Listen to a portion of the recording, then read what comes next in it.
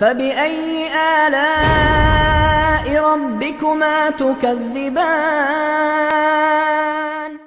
جب اپنے دل صاف رکھیں گے تو دل پھر آئینے کی مانت ہوگا، پھر اس آئینے میں دیکھیں گے تو پھر خیری نظر آئے گی۔ تو جب آئینہ ہی دھندلا کر لیا تو پھر کیا دکھائی دے گا؟ اس لیے اپنے دل کو ستھرا کریں، اپنے دل کو پاک کریں، پھر اپنے دل کے آئینے میں تمہیں ہر کوئی اچھا ہی دکھائی دے گا نا۔ کس کو پتھر مارے ناصر کون پر آیا ہے، دل کے شیش محل میں ایک ایک چہرہ اپنا لگتا ہے۔ تو پھر دل مصفا ہو گیا، دل مزکا ہو گیا، تو پھر جو ہے وہ پاکیزگی ہی پاکیزگی ہے، نور ہی نور ہے۔ خشیت الہی جب بندہ مومن کے اندر اتر آتی ہے تو پھر اس کا اندر صبرنے لگ جاتا ہے۔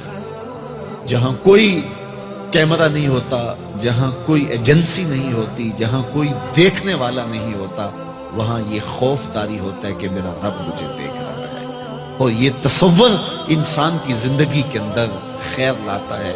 خشیت الہی باطن کو نکھارتی ہے، سجدوں میں لذت پیدا کرتی ہے، رکوع اور قیام میں سرور پیدا کرتی ہے، یہ نیتوں کے اندر خلوص اور للہیت پیدا کرتی ہے، یہ تمہارے اعمال کے اندر حسن پیدا کرے گی۔ اگر اللہ کی خشیت باطن میں نہیں ہے تو کھوکھلے عمل ہوں گے، ریا ان پر مسلط ہو جائے گی، دکھلاوا آ جائے گا، عجب آ جائے گا۔ ہم تو نماز پڑھنے لگ جائیں تو بے نمازیوں کو حقیر سمجھنے لگ جاتے ہیں۔ وہ کیسی نماز ہے جس نے ہمیں تکبر میں مبتلا کر دیا، جس نے ہمارے دماغ میں غرور بھر دیا، ہمیں لوگ بونے بونے اور چھوٹے چھوٹے دکھائی دینے لگے اگر ہم نے جو ہے وہ چند سجدے کر لیے۔ لیکن وہ لوگ جو خشیت الہی کے نور میں پرورش پاتے رہے، وہ ساری زندگیاں عبادت میں گزارنے کے بعد پھر بھی روتے تھے، پتہ نہیں ہماری عبادتیں بھی قبول ہوئی ہے کہ نہیں۔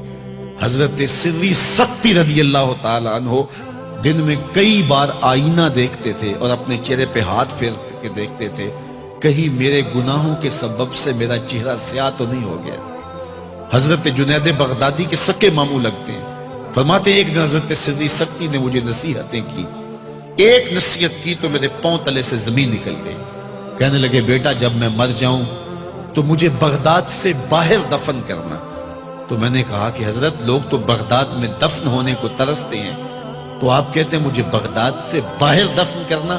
تو حضرت سری سکتی رضی اللہ تعالیٰ عنہ فرمانے لگے کہ اے جنید میں ڈرتا ہوں میری بدعمالیوں کی وجہ سے بغداد کی مٹی مجھے قبول کرنے سے انکار نہ کرتا۔ یہ وہ لوگ تھے تتجافا جنوبہم عن المضاجع، جن کی کروٹیں خوف و طمع میں بستروں سے الگ رہتی تھی اور اللہ کو پکارا کرتے تھے، راتوں کی تنہائیوں میں اٹھ کے راتوں کو آباد رکھا کرتے تھے۔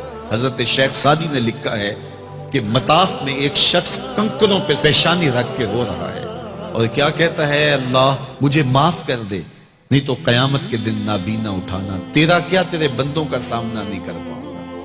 اتنے درد سے روتا ہے کہ سینے میں دل ڈولتے ہیں۔ ایک شخص تو اپنا طواف چھوڑ کے اس کے پاس کھڑا ہو گیا، اس کی پشت پہ ہاتھ پھیرنے لگا، حوصلہ رکھ اللہ بڑا کریم ہے، حوصلہ رکھ اللہ بڑا رحیم ہے، اور اس کو تسلی دینے لگا۔ اور وہ اتنے درد سے روتا ہے، اس کی چیخیں سنی نہیں جاتی، مطاف کے کنکروں پہ اس کے آنسو گرتے ہیں اور کہتا ہے اے اللہ مجھے معاف کر دے نہیں تو نابینا اٹھانا، تیرا سامنا تو بڑی دور کی بات، تیرے بندوں کا سامنا نہیں کر پاؤں گا۔ تو شخص نے طواف چھوڑ دیا، اس کو تسلی دینے لگا۔ تھوڑی دیر کے بعد وہ شخص جانے لگا، چہرے پہ اس نے پردہ اڑا ہوا تھا۔ تو اس شخص کو تجسس تھا کہ میں دیکھوں یہ کون ہے جو اتنے درد سے روتا ہے اور اس کو سمجھاؤں کہ اللہ بڑا کریم ہے۔ تو وہ اس کے پیچھے چل پڑا۔ تو جب اس شخص نے نقاب سے پردہ اٹھایا تو اس شخص کی چیخیں نکل گئی، فائزہ ہوا الشیخ عبد القادر جیلانی۔ تو یہ زاروں کے تار رونے والا شیخ عبد القادر جیلانی تھا۔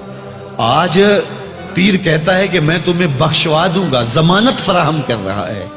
یہ حضرت غوث اعظم رضی اللہ تعالیٰ عنہ یہ خشیت، یہ عاجزی، یہ نیاز مندی اللہ کے حضور پیش کر رہے ہیں۔